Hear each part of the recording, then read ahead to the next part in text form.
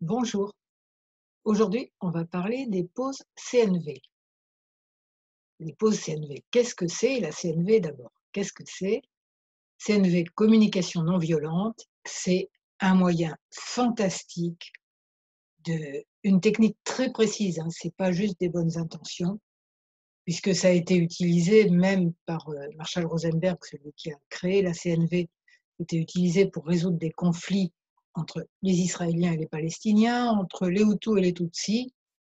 Et il est arrivé à ce que des gens qui se détestaient au point de vouloir se tuer direct au début de la rencontre, arrivent à se serrer la main et à parler de façon tranquille. Donc c'est un outil extrêmement puissant.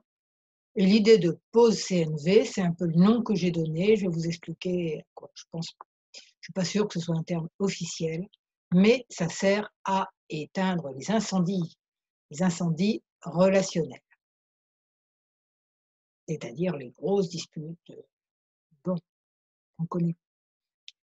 D'abord, je me présente, je suis Claude Canivez, auteur du blog J'aime l'EFT, qui est app.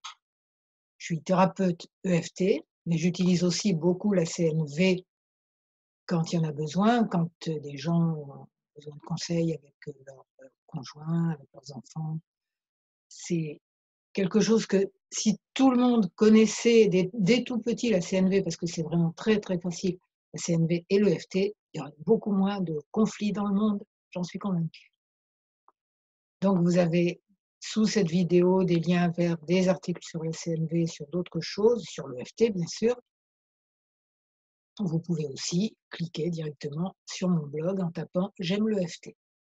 On continue. Donc on a dit qu'on allait faire, dans cette vidéo, on allait faire de la prévention incendie, incendie relationnel. D'où vient l'incendie? Il vient du cerveau reptilien, hein. On a 3 sortes de cerveaux. Le plus ancien de tous, c'est le cerveau reptilien, c'est le dinosaure en nous, qui est chargé de la survie et du métabolisme, de tout ce qui assure notre survie. Lui, il ne réfléchit pas, il gère notre survie, rien d'autre. Et dans ces moments où, on va prendre l'exemple d'un couple, hein, mais ça peut se généraliser absolument à n'importe quel type de conflit. Donc dans l'exemple d'un couple, monsieur va dire quelque chose qui ne plaît pas à madame, madame se sent agressée et ouin, le cerveau reptilien au bord de l'explosion. «Comment tu m'as dit ça? Comment quoi?»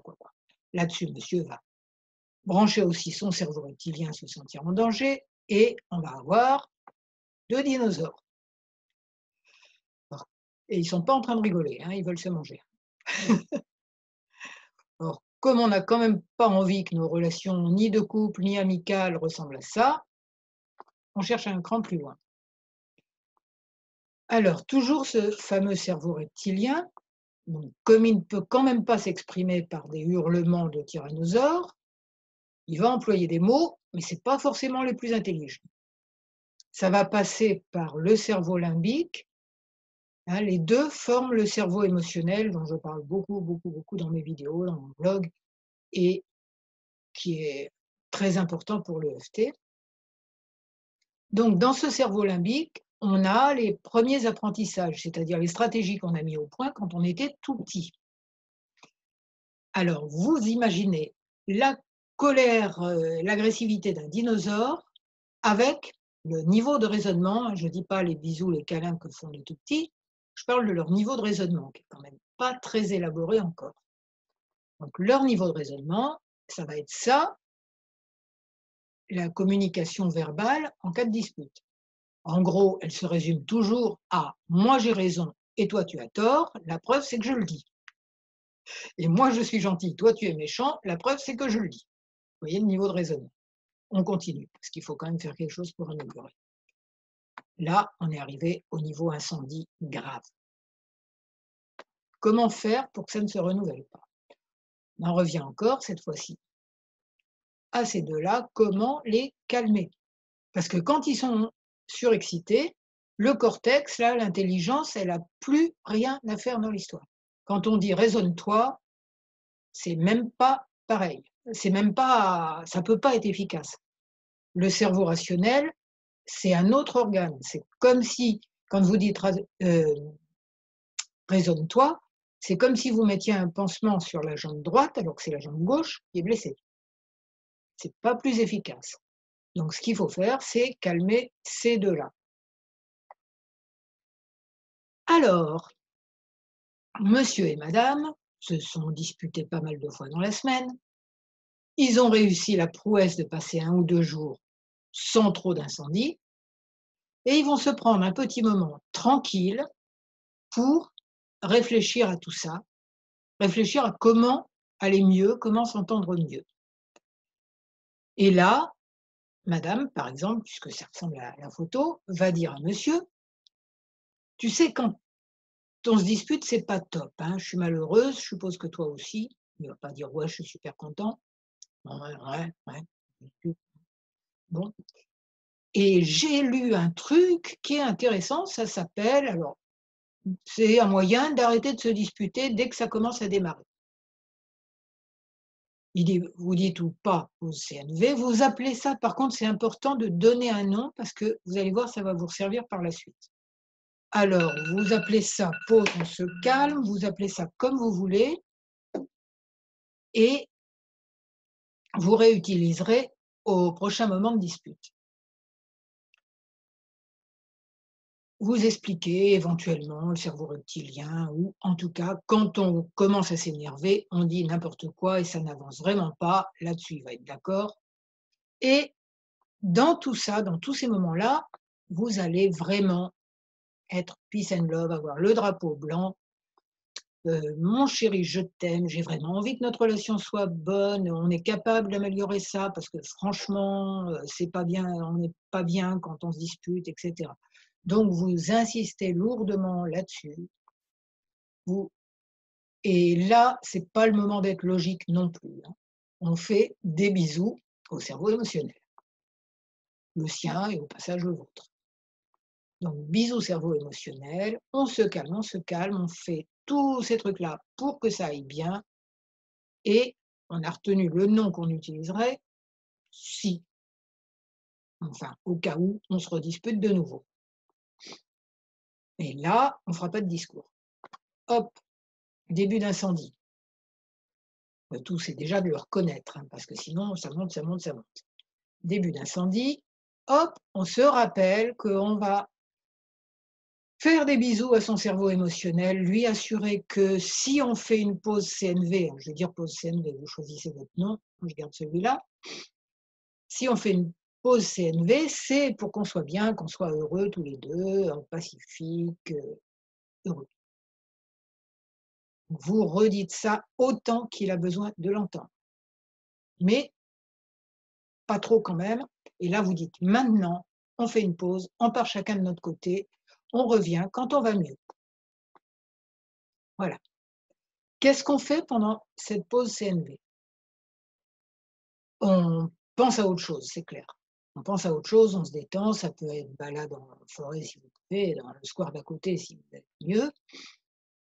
Ça peut être, lire un livre, sympa, écouter mes vidéos par exemple, ou bon, lire quelque chose qui vous apaise, hein, du développement personnel, pas n'importe quoi.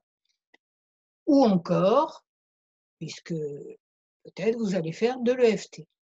L'EFT, même si je suis tellement en colère qu'il est pas gentil et cetera, et jusqu'au moment où: «Ah ouais, finalement, je peux y retourner». Vous trouverez à la fin de cette vidéo aussi une vidéo spéciale, pour ça.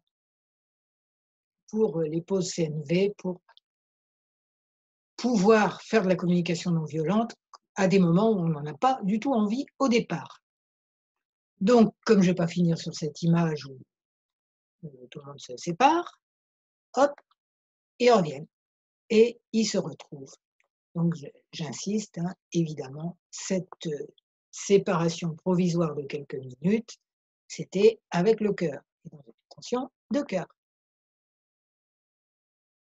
Alors maintenant, bon, comme quand même, la vie n'est pas tout à fait un long fleuve tranquille, il peut y avoir encore d'autres disputes. Mais vous voyez que vous allez les prendre beaucoup plus tôt. Plus ça va, plus vous allez créer un réflexe de: «Ouh là, je suis en train de m'énerver. Ouh là, il est en train de s'énerver». On se calme. Et là, vous n'aurez plus besoin de l'extincteur et des grands moyens, on fait une pause CNV parce que. Voilà, le petit verre d'eau. Ah, j'avais oublié de vous dire, dans les premières pauses CNV, ça se peut que votre chéri dise: «Ouais, c'est une fuite ton histoire, non, il n'est pas question qu'on arrête de discuter et tout. C'est une fuite, tu veux pas discuter, tu as peur, tu manque de courage», je ne sais quoi. Alors OK, vous savez pourquoi vous avez fait cette pause CNV. Vous savez pourquoi, vous savez que c'est pas une fuite et que c'est pas un manque de courage, ni un manque de volonté que votre couple aille bien. C'est juste, vous n'avez pas envie d'un combat de dinosaures. Donc vous pouvez lui répondre: «Dans l'état où on est, on ne va dire que des bêtises» ou «Je ne vais dire que des bêtises, hein, vous prenez sur vous, c'est pas grave. Je veux absolument arrêter» et là, vous changez pas d'avis.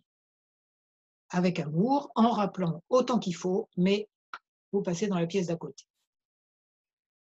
Voilà, et après, je vous assure que plus on prend l'habitude de ça, plus ça devient facile.